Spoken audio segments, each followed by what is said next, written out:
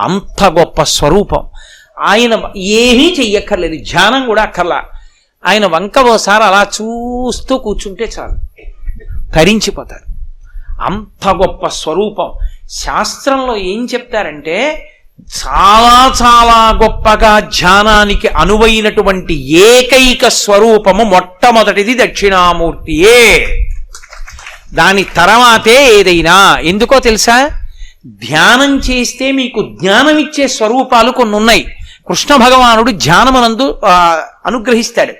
కానీ త్రిభంగిగా ఆయన నిలబడితే ఒక్క సన్యాసి మాత్రమే ధ్యానం చేయాలి. అలా ఒక్క కృష్ణుణ్ణే చెయ్యాలనుకోండి, సన్యాసే చెయ్యాలి.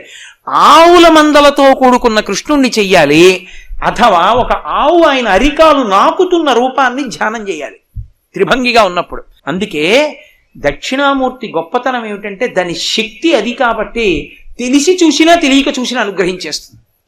మంచి దక్షిణామూర్తి ఇంట్లో ఉందనుకోండి ఎదురుగుండా, పిల్లలు కూడా కొంతకాలం తర్వాత దాన్ని చూస్తారు.